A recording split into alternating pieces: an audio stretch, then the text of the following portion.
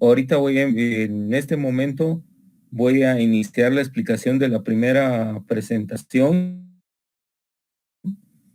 y de acerca del tiro parabólico. Entonces prácticamente la clase neta, o sea, el contenido neto de la clase empieza en estos momentos.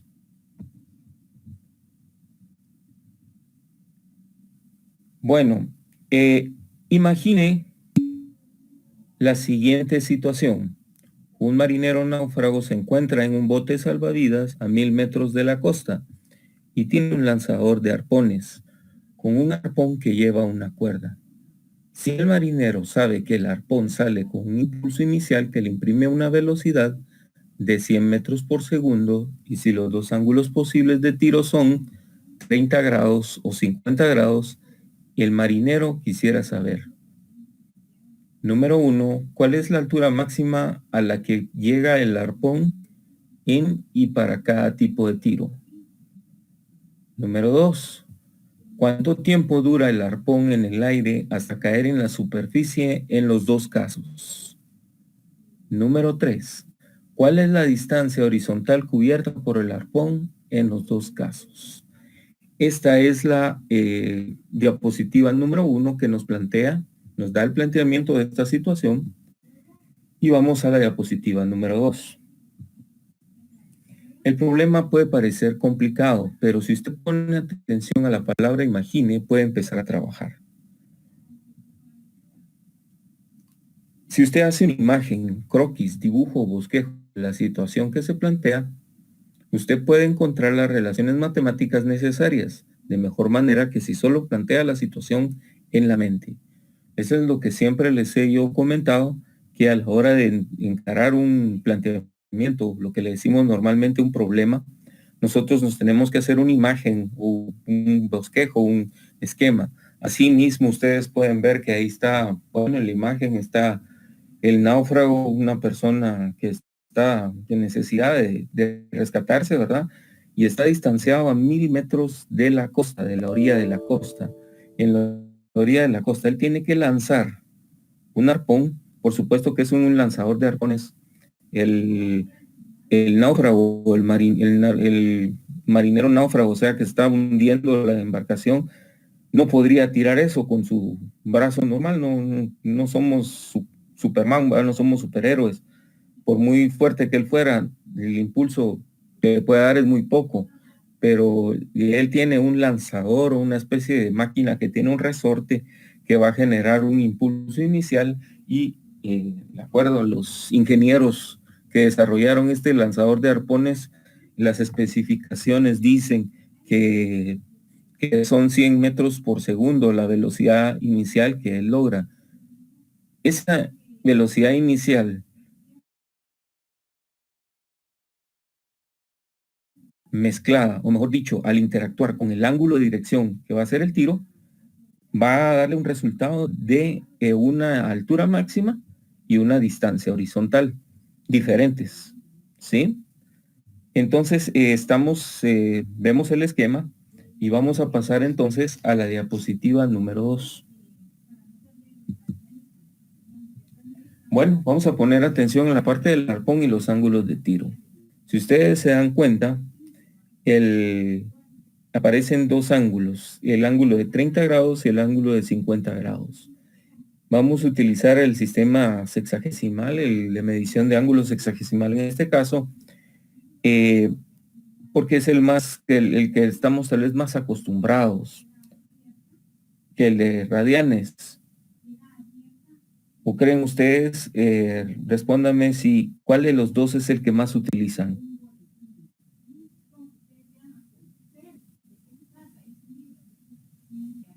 ¿Sí?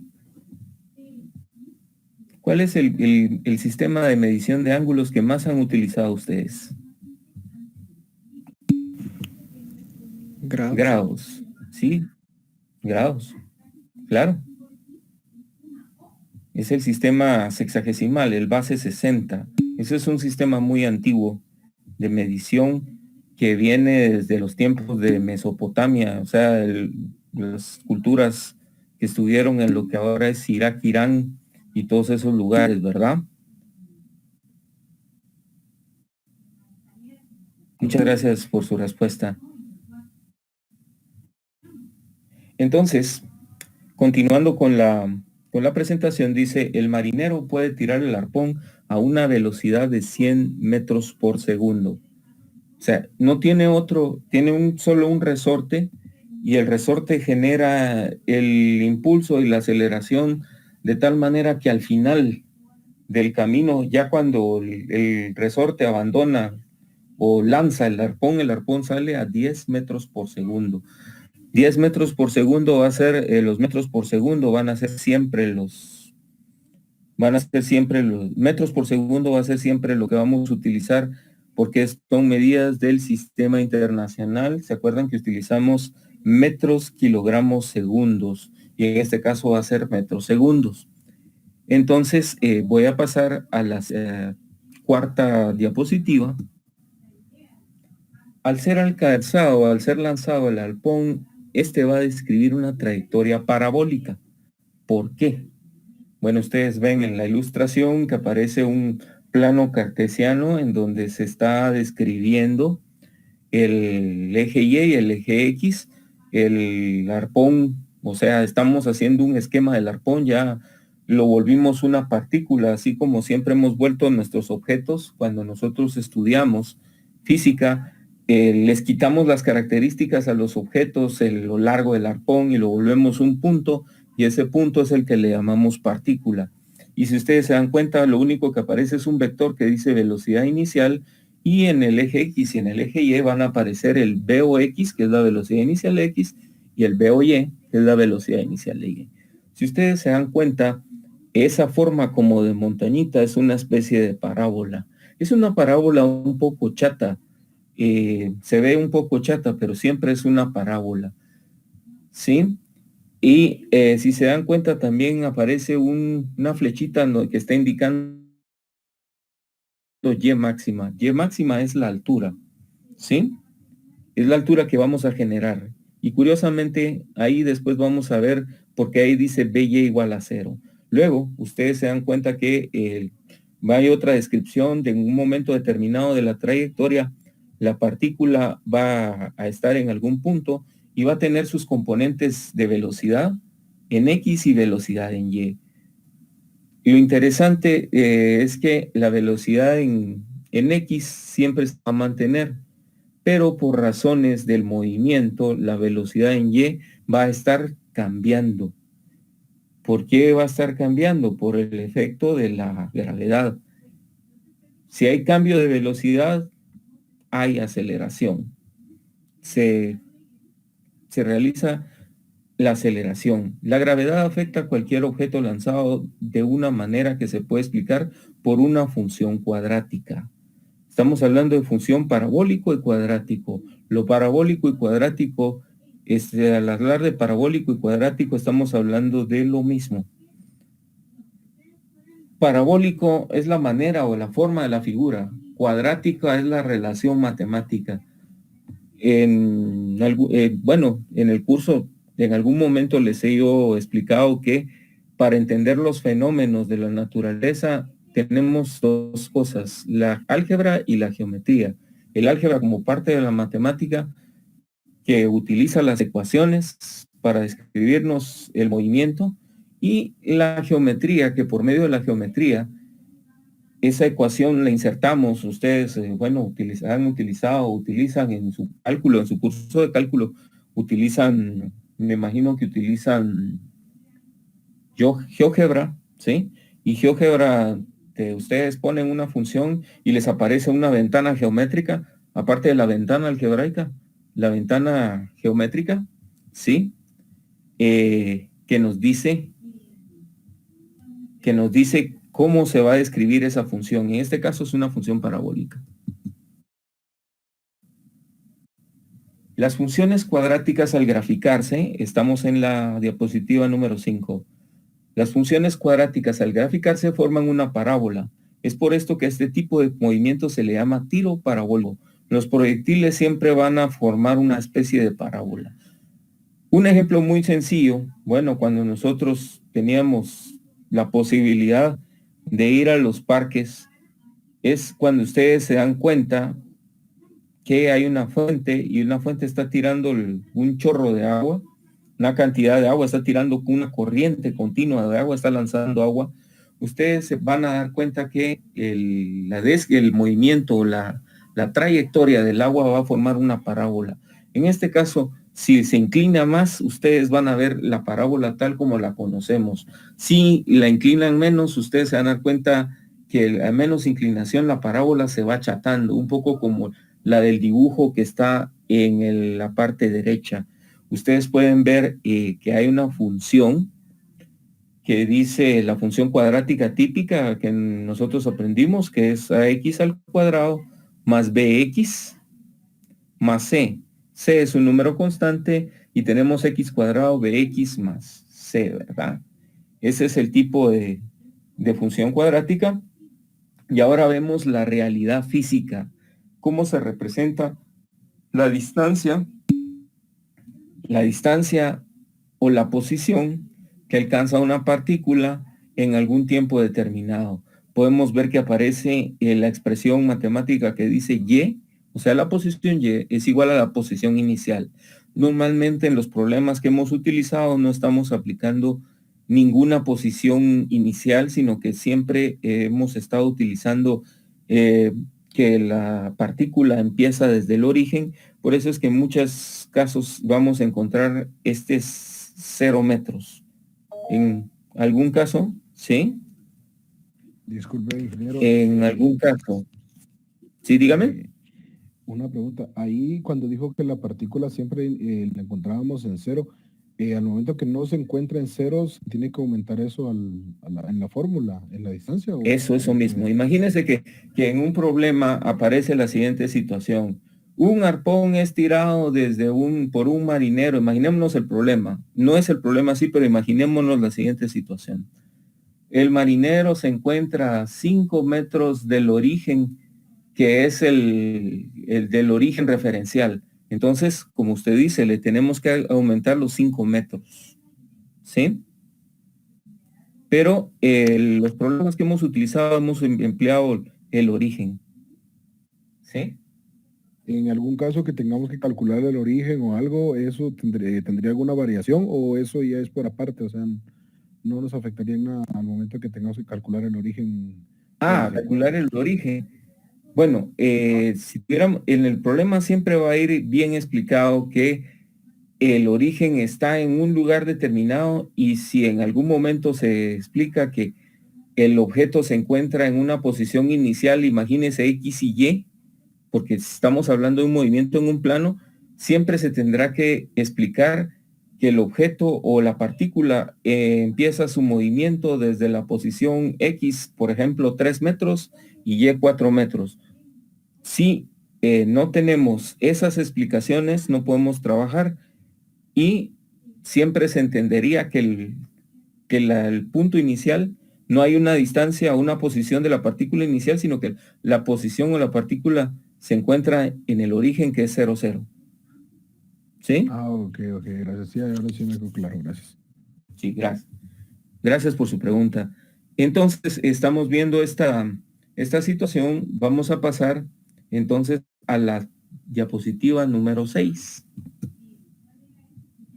El movimiento parabólico puede ser muy complicado porque este se desarrolla en el plano XY. Movimientos en 2 dimensiones son un poco complejos porque ¿cómo podríamos manejar un plano XY si nosotros solo manejamos una realidad del movimiento rectilíneo? Eso es lo que hemos aprendido con anterioridad en los temas anteriores y aparece esta pregunta, dice, ¿es posible tratar el movimiento de una manera más fácil para hallar la solución? Bueno, ustedes verán ahí que aparece el señor marinero náufrago que ya tiene algún tiempecito de estar en el mar pidiéndonos que resolvamos el problema, ¿verdad? Bueno, de la misma manera que en álgebra factorizamos un trinomio y lo convertimos en una expresión que nos puede ser más útil para simplificarla con otras. Siempre vamos a tratar de cambiar la realidad de la misma manera que estuvimos hablando anteriormente, que nosotros usábamos normalmente el fenómeno o la situación de este marinero. Lo que sucede en la vida real es que sucede en las 3 dimensiones que nosotros conocemos, pero nosotros, para tener una idea, vamos a utilizar un plano referencial de esa tercera dimensión en el cual vamos a utilizar ese plano para poder resolver los problemas. Si utilizáramos la realidad tridimensional, tendríamos que entrar a hacer más cálculos y que, bueno, este es un problema o una situación real, tendría que ser una situación de hallar un cálculo rápido, ¿verdad? Entonces ustedes podrán ver, si ustedes pueden ver, aparece un x cuadrado 10x más 21. Es un trinomio como los que hemos visto, de los más sencillos. Y si lo factorizamos, lo convertimos a otra realidad, que es una realidad equivalente, pero que en cierto momento nos puede servir. Por ejemplo, en este caso, ese trinomio lo factorizamos a x más 7 y x más 3. X más 7 y x más 3. ¿Y cuál es la utilidad que creen ustedes que nos puede servir esta situación de que x más 7 y x más 3? Bueno, la utilidad de tener este trinomio vuelto de una manera, una factorización, la utilidad está o estriba en que, por ejemplo, tenemos algún otro término con que involucrarlo que tenga un x más 7, por ejemplo, nos quedaríamos, al dividirlo, solo nos quedaríamos con el x más 3, una expresión más sencilla.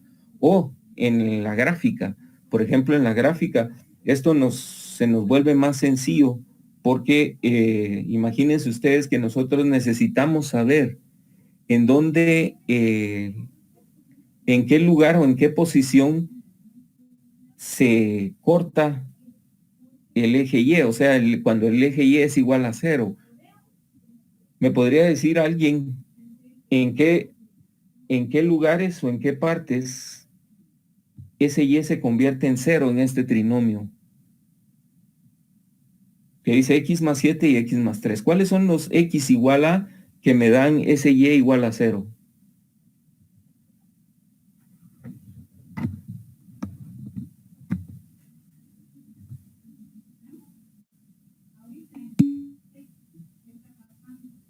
Cabal, sí, compañero, gracias, Gustavo. Estamos viendo que sí, el cabal, cuando x es igual a menos 7 y menos 3, gracias, Jairo, es en donde se vuelve 0, ¿sí? Por eso es que viendo esto de matemática es que nos hace un poco más sencillo, y de la misma manera la física también tiene una analogía o se parece, ¿verdad? Podemos analizar el movimiento en 2 dimensiones, en 2 movimientos desarrollados en una dimensión. O sea, podemos descomponer para nuestro interés este movimiento y volverlos en 2 movimientos de una dimensión. Es como que si tomáramos una película poniendo una cámara desde el eje X y desde el eje Y. Vamos a pasar a la diapositiva número 8. Analizar. Analizar quiere decir reconocer los elementos de un todo para entender cómo funciona ese todo. Simple y sencillamente, nosotros siempre vamos a ver un automóvil, pero si lo analizamos, o un análisis de un automóvil podría ser: ese automóvil tiene ruedas, tiene un timón y tiene un motor. Son partes del todo, y por medio de esas partes del todo podemos saber, el timón es el que dirige los sistemas del motor y las ruedas para que el auto se mueva en tal dirección. Eso es analizar. De esa misma manera, o de esta misma manera, podemos analizar el movimiento de la siguiente manera. El movimiento que está siendo realizado en el plano XY es igual a un movimiento en X por un movimiento en Y. Estamos utilizando la multiplicación no como una operación matemática, sino que como una situación en la cual estamos viendo que el movimiento en X y el movimiento en Y componen a ese movimiento en XY. El movimiento en el plano XY está compuesto del movimiento en el eje X y el movimiento del eje Y. ¿Y qué pasa en el eje X y en el eje Y durante el movimiento? Bueno, vamos a hablar del eje X. Ustedes podrán ver que el eje X es el eje en donde no actúa la gravedad, por lo que el movimiento que se desarrolla en este eje es el rectilíneo uniforme, el MRU, velocidad constante. Ahí vamos a tener velocidad constante y ahora hablemos del movimiento en el eje Y. El movimiento en el eje Y, la gravedad afecta a la partícula en el eje Y, por lo que el movimiento que se desarrolla en el eje Y es movimiento rectilíneo uniformemente variado. Va a suceder lo que nosotros estuvimos viendo en algún material que yo les puse de caída libre y movimiento ascendente. Quiero aprovechar el momento para hacer una muy pequeña encuesta para preguntarles si alguno de ustedes vio en el material de aprendizaje esta presentación que se llama caída libre y movimiento vertical ascendente. Por favor.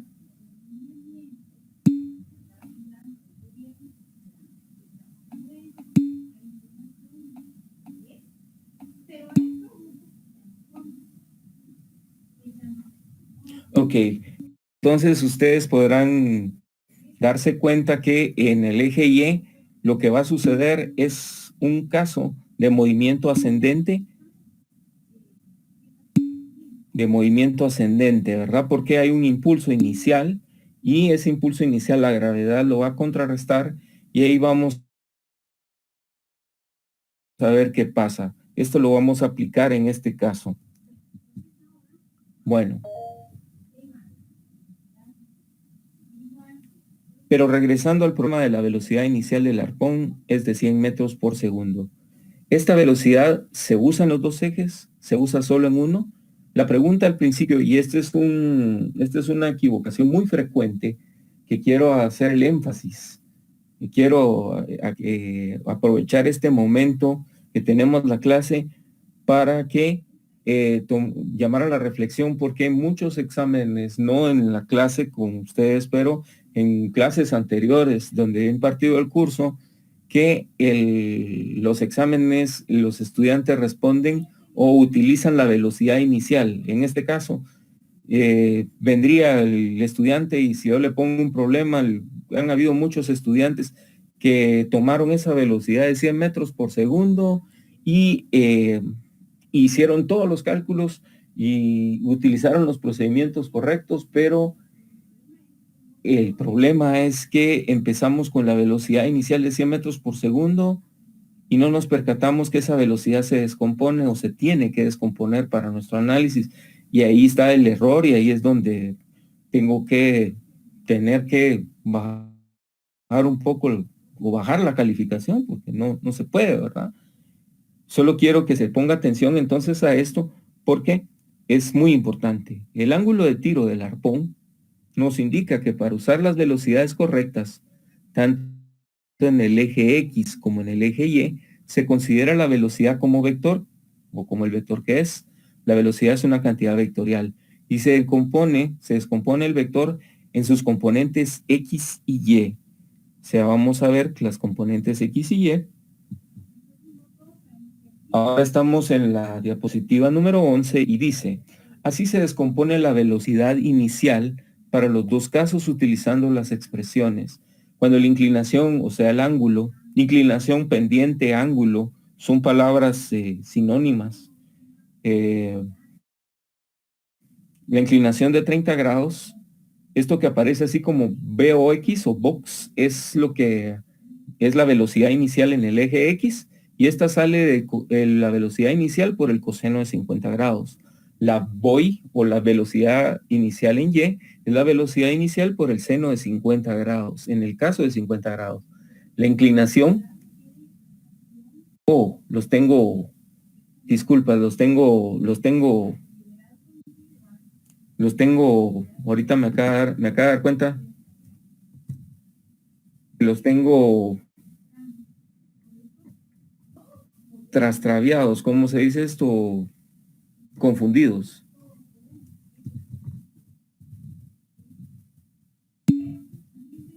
cruzados, gracias.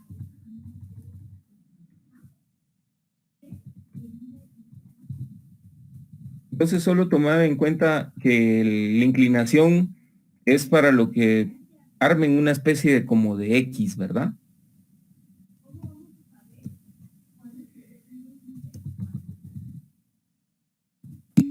Bueno, entonces, en la inclinación de 50 grados, estamos viendo que la velocidad inicial en X es de 100 metros por segundo, multiplicado por los 60.64, que es el coseno, nos da 64.27 metros por segundo. Y la velocidad en Y, que son los 100 metros por segundo, multiplicado por 0.7660, nos da los 7660 metros por segundo.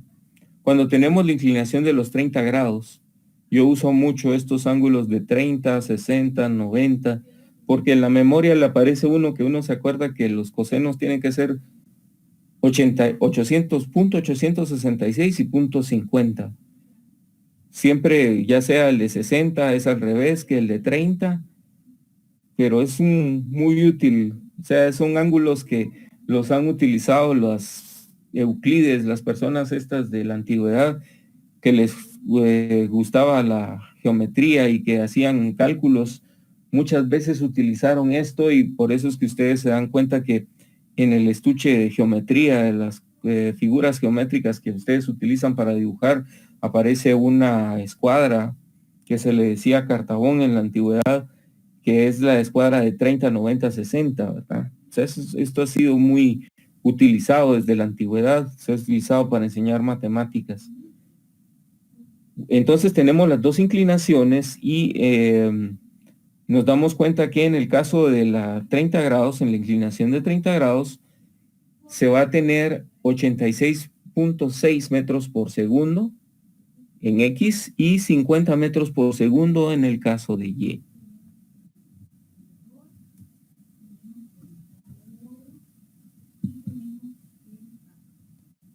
¿Cuál de los dos movimientos utilizamos primero? ¿El movimiento en X o el movimiento en Y?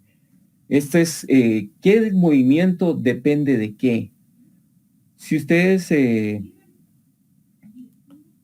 dan cuenta, dice que sin gravedad el movimiento en X, que es constante, se prolongaría y el arpón no bajaría.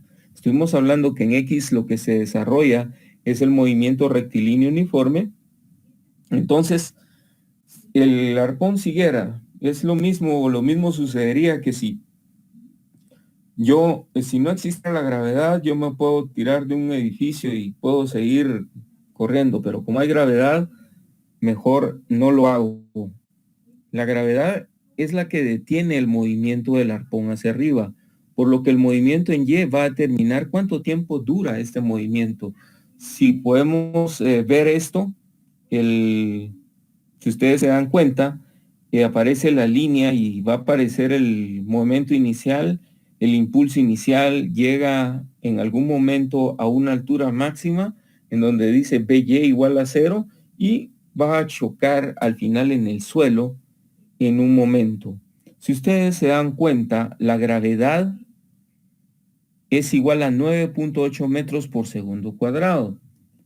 Estoy utilizando un número o un valor absoluto. ¿Por qué estoy utilizando el valor absoluto de la gravedad? Estoy utilizando el valor absoluto de la gravedad porque no estoy haciendo en este momento ninguna comparación, ningún cálculo de distancia, porque ¿qué es lo que pasaría o qué es lo que pasa? ¿Cuál es el valor de la gravedad? De la influencia de la gravedad. ¿Cuál es el valor de la gravedad? Cuando hago cálculos de distancia, en el caso del movimiento vertical ascendente. Me interesaría conocer de ustedes qué me pueden decir. ¿Cuál es el valor?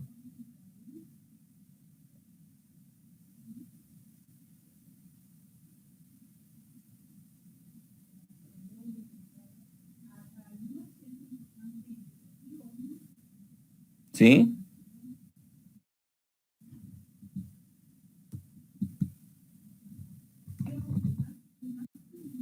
La pregunta es la siguiente. Cuando ustedes están haciendo el movimiento, por ejemplo, casos de movimiento ascendente, o sea, estoy tirando una pelota para arriba o cualquier objeto para arriba, Entonces, ¿cuál es el valor que tiene la gravedad, la aceleración de la gravedad?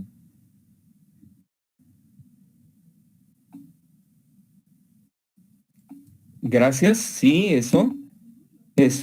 Estoy viendo en la mayoría de casos que tengan respuestas que me ponen la gravedad negativa. Eso, siempre se usa la gravedad negativa. La gravedad es negativa. Si ustedes se acuerdan, los que vieron esta presentación, hay un par de imágenes que hablan del qué tal si el movimiento, la gravedad fuera positiva. El segmento del movimiento rectilíneo uniforme, que es un rectángulo, que es la generación de la distancia en forma gráfica, aparecería, y el triángulo, que es la aceleración de la gravedad, que es negativa, aparecería sumado. Pero esto no es lo que sucede en la realidad. En la realidad lo que sucede es que este triángulo le quita distancia generada al rectángulo. Y en el movimiento ahí aparece ese triángulo en un color rojo, quitándole, ¿sí? Tiene razón, Brian, nos iríamos, o sea, sería como un impulso más. Si la gravedad fuera positiva en este caso, nos iríamos aún con más y acelerando más todavía. Vamos a pasar entonces a la diapositiva número 13. Dice, ya que el movimiento en Y es el primero que se evalúa, ¿cuál de los dos datos se puede averiguar primero? ¿El tiempo que dura el movimiento o la altura máxima? Vamos a ver que para el tiempo que dura el movimiento se utiliza la fórmula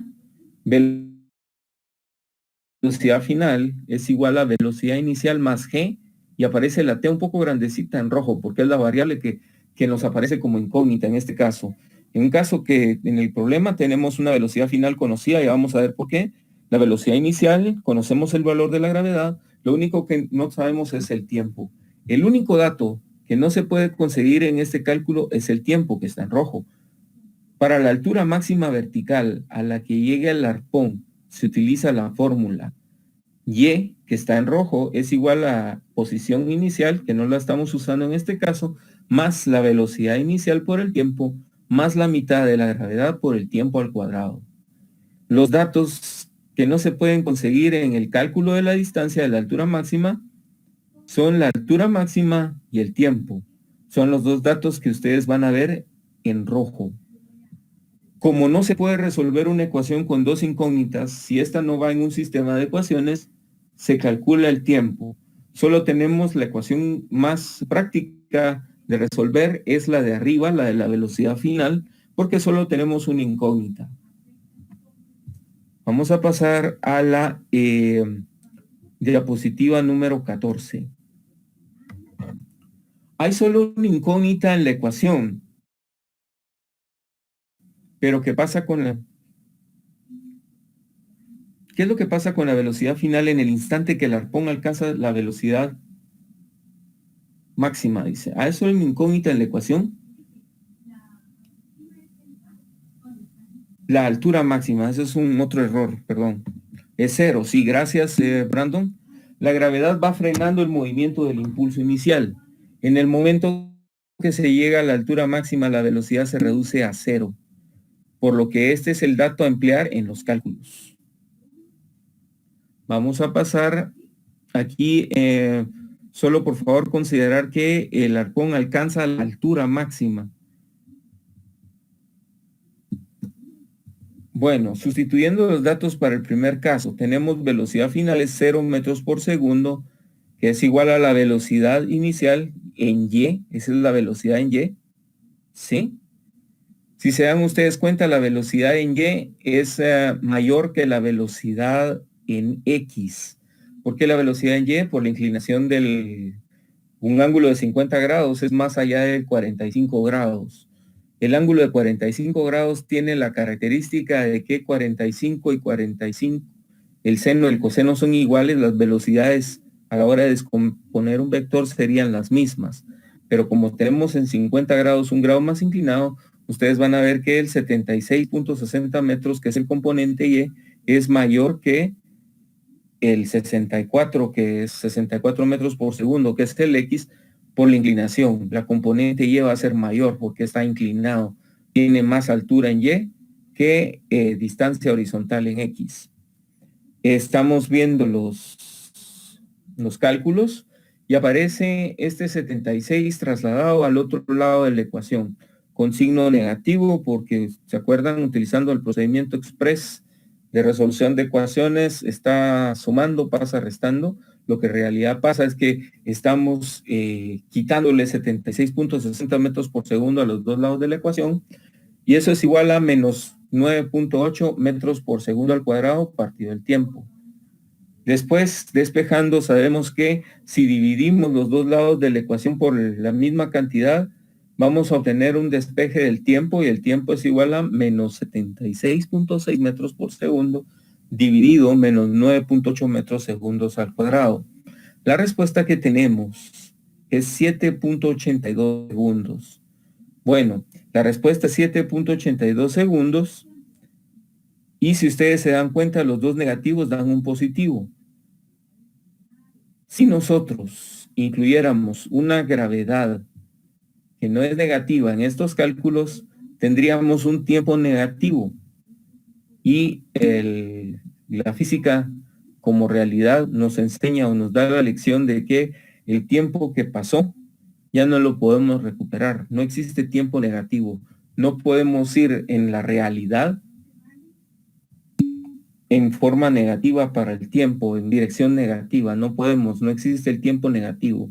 Y esto es otra razón por las que nosotros podemos entender que tenemos en nuestros cálculos, a la hora de hacer cálculos de distancias, que poner un valor negativo a la gravedad. Vamos a la diapositiva número 16.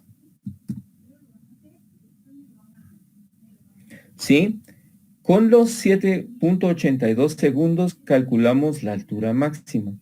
Si ustedes se dan cuenta, tenemos la distancia Y, que está generada por la posición inicial, que en este caso son 0 metros. No hay ninguna posición diferente al origen. Estamos en el origen cuando Y es igual a 0.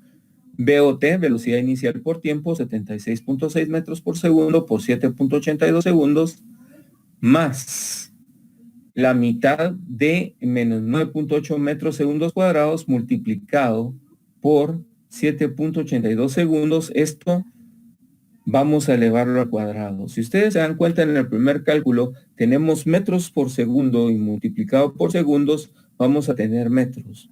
¿Qué es lo que sucede en la segunda parte de la ecuación? En la segunda parte de la parte de la igualdad, vamos a encontrarnos con que tenemos un número negativo, pero vamos a aparecer con segundos cuadrados. Esos segundos cuadrados, divididos los segundos cuadrados de la gravedad, se eliminan y vamos a tener metros. Tenemos metros y metros, son términos semejantes.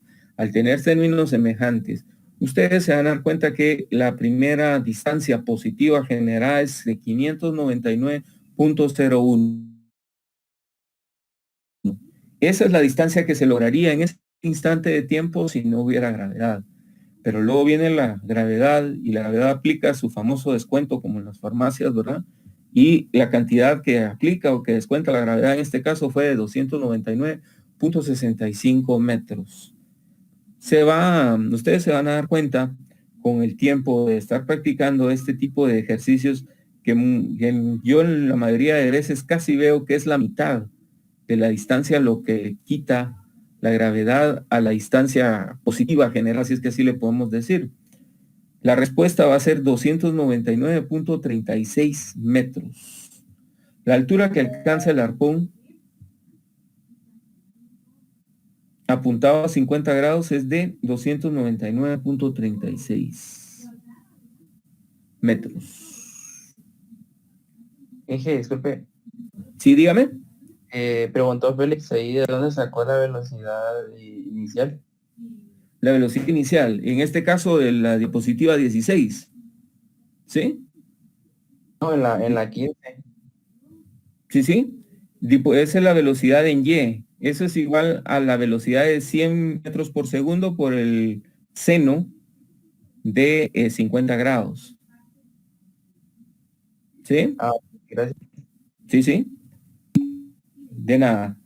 Entonces, vamos a pasar a la diapositiva número 17. El arpón tarda 7.82 segundos en llegar a su altura máxima, que es 299.36 metros. Si calculáramos la altura a los 15.64 segundos, que es el doble de esta distancia, de este tiempo de 7.82 segundos, el resultado es 0 metros. ¿Por qué? El movimiento de bajada toma el mismo tiempo que el de subida. Y si se cubren los 299.36 metros, entonces regresa a la posición inicial, ahí es 0. Esto es lo que, bueno, en el primer tiempo del movimiento es la subida, hasta ese punto en donde dice velocidad en y es igual a 0, y el segundo tiempo, o mejor sí, como que si fuera el segundo tiempo, parecería partido de fútbol, ¿verdad? Pero el segundo tiempo dura lo mismo. Parecía un partido de fútbol, ¿verdad? Primer tiempo 45 minutos, segundo tiempo 45 minutos. En este caso, primer tiempo fueron 7.82 segundos. El segundo tiempo, desde cuando logra su altura máxima, 299.36 metros, al segundo tiempo, final del segundo tiempo, va a estar en los 0, va a tardar los 7.82 segundos que tardó en subir.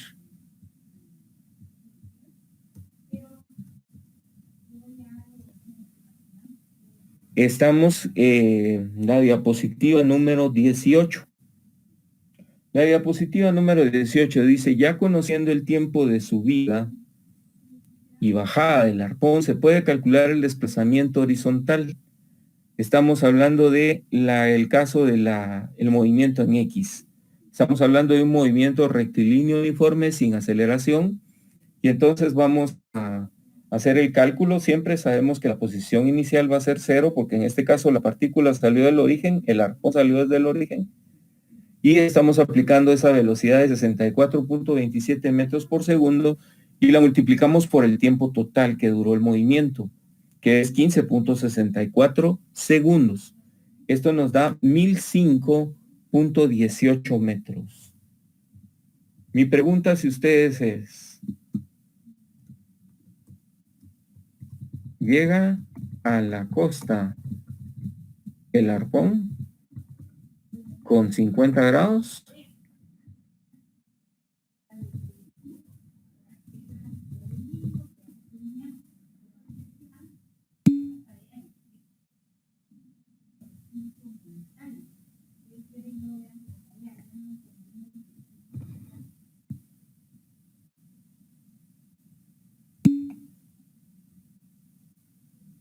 Sí, ¿verdad?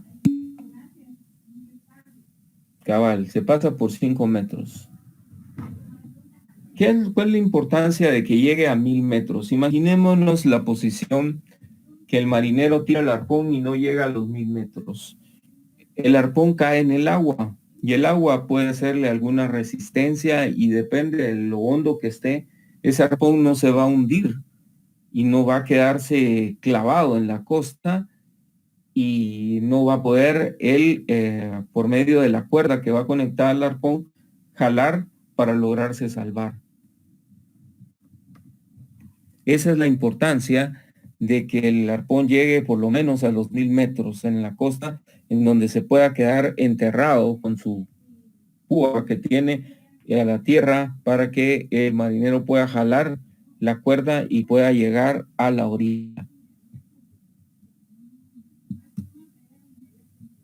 Bueno, vamos a hablar del segundo caso de los 30 grados. En el segundo caso, la segunda posibilidad que él tenía, tirar a 30 grados, vamos a hacer el mismo cálculo. Estamos hablando de que la velocidad en y es 50 metros por segundo. Luego la pasamos al otro lado de la ecuación como menos 50 metros por segundo. Al ser dividida por la gravedad, otra vez son dos cantidades negativas que nos tienen que dar un t positivo. Esa es una regla. Si yo tengo por alguna razón un tiempo o una respuesta tiempo negativa, tengo que volver a revisar qué fue lo que pasó, porque no puede ser, no es posible tener un tiempo negativo. En este caso, lo que tardó en subir, en el caso de los 30 grados, lo que tardaría en subir son 5.10 segundos. 5.10 segundos, entonces el movimiento total tardaría 10.2 segundos y la altura se calcula con los 5.10 segundos, muy parecido como de la misma manera que lo hicimos en el caso anterior. Son los 50 metros por segundo por los 5.10 segundos. Eso le sumamos, por supuesto que lo va a descontar la gravedad, ¿verdad? La mitad de menos 9.8 metros por segundo cuadrado por 5.10 segundos al cuadrado, vamos a tener un resultado de 255 metros y el descuento de la gravedad es 127.45. Si ustedes se pueden dar cuenta, estamos viendo que es prácticamente lo mismo, la mitad lo que descuenta la gravedad, ¿sí? Y la respuesta es 127.55 metros. Con los 10.2 segundos se calcula la distancia horizontal. O sea, ya teniendo esos 10.2 segundos, utilizamos la velocidad de 86.6 metros multiplicado por los 10 y tenemos un 883.32 metros. Lamentablemente, usando 30 grados, no va a... Sí, cabal, se muere. ¿Sí? Eso es lo que sucede. Se queda en el mar lo puede tirar y bueno, no puede, ¿verdad? Entonces, pero como él va a tomar la decisión correcta, va a utilizar ese arpón a 50 grados, ¿sí? Y va a llegar a la costa. Bueno, hay una inquietud en la actividad que nosotros teníamos programada, que es posible entregarle el día viernes por los correos, a mis correos para que yo la pueda ver en este tiempo. Muchas gracias a quienes ya la enviaron. Voy a darles la retroalimentación, ya sea por una respuesta al correo directa o por medio de compartir la solución del problema a todos, tanto en la plataforma como en el grupo de WhatsApp. Les agradezco que hayan entregado, pero como todos, como no expliqué esto, es posible entregar esto en la próxima semana, a más tardar el día viernes. Entonces, hay algo muy importante, una reflexión que podemos hacer. Sí, voy a enviarla el día, como más o menos el día viernes, voy a estar publicando la solución. Buena idea. Algo que viene en la tercera pregunta, que es una pregunta que el marinero no se hizo, porque él tenía solo esas dos opciones, pero imaginémonos que el lanzador de arpones tiene la posibilidad de ser graduado para que pueda cambiar su inclinación a cualquiera del ángulo posible. Entonces la pregunta que está en el caso, en la pregunta que está en la actividad era la siguiente: ¿a qué ángulo es al que se genera el alcance máximo? Cuando estoy hablando de alcance, es la distancia horizontal que se genera y es la distancia que se genera por movimiento en X. Bueno, vamos a pasar a la última diapositiva y vamos a hablar un poco de esto. Y esto lo pueden poner. Esto de todos modos es parte de la... Dice, y el texto de aquí dice, ustedes ven, el problema era de un golfista, está el golfista, y dice, para cierta velocidad inicial, el alcance es máximo cuando el ángulo de lanzamiento es de 45 grados. Con un ángulo mayor o menor, si la velocidad inicial es la misma, el alcance será menor. Ustedes pueden ver en el caso del ejemplo que está tirando el golfista, está tirando a 75 grados, logra una altura máxima, tal vez la mayor altura máxima, pero el alcance horizontal es muy corto.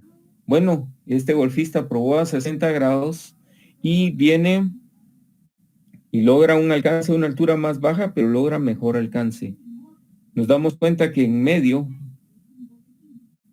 está la inclinación de 45 grados y ahí fue donde logró el alcance máximo. Si Si ustedes se dan cuenta, la parábola descrita por el tiro a 45 grados sería más chata, ¿verdad? La parábola, así como nosotros la conocemos, es muy parecida a la del 75, pero sin embargo todas son parábolas. Si ustedes, nosotros cuando vemos cables que están tendidos de un poste a un poste, nosotros podemos, o nuestra simplificación mental dice, eso es una forma circular, pero lo que realmente está sucediendo es que ese cable, como está siendo sujeto a la realidad, siempre va a estar marcando una parábola. Una parábola muy chata, tal vez muy parecida a la del caso de Cabal. Sí, es un lanzamiento de un balón de un portero. Gracias, Juan Daniel, es un buen caso. Sí, yo me imagino que ellos lo que apuntan o lo que aprenden ellos, porque no tienen calculadora, ni no pueden llevar calculadora en el bolsillo, ¿ah? Ni pueden estar calculando, sino que lo hacen por memoria muscular. Memoria muscular consiste en que mi entrenamiento, pateo y después ya logré el máximo alcance con esa patada. Y esa patada, me imagino que la dirección es de 45 grados. Este problema fue un poquito sencillo porque no queríamos meter la resistencia del viento, porque estamos empezando a aprender este tipo de cosas y no es el objetivo de la clase, porque no estamos en cuestiones de biofísica ni en ingeniería civil o alguna cuestión parecida para estar haciendo este tipo de cuestiones. Entonces, esta es la presentación relacionada con el tiro parabólico. La pueden revisar, está disponible en la plataforma. Y en este momento voy a utilizar un poco de tiempo, gracias, para para compartir en la clase la presentación relacionada al movimiento circular uniforme, que esa es la clase del día de hoy.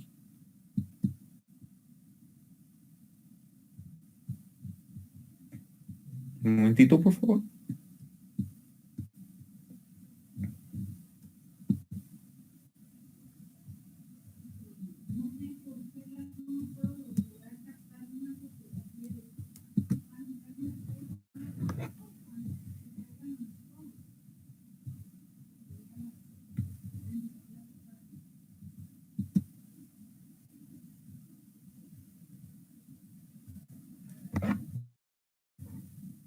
Si ustedes se pueden dar cuenta, en este momento estoy compartiéndoles la presentación relacionada con movimiento circular uniforme.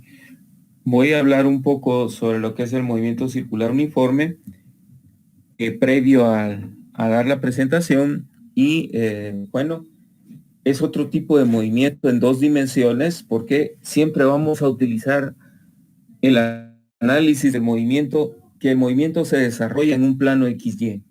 Siempre hago la salvedad de que la realidad, el movimiento está sucediendo en tres dimensiones, como siempre. Siempre nosotros vamos a estar, y hasta se puede decir que esclavizados a esas tres dimensiones, cuestiones de la física teórica y científicos o personas que entran en la física teórica, en otros tipos de campo de la física que son muy avanzados, ¿verdad?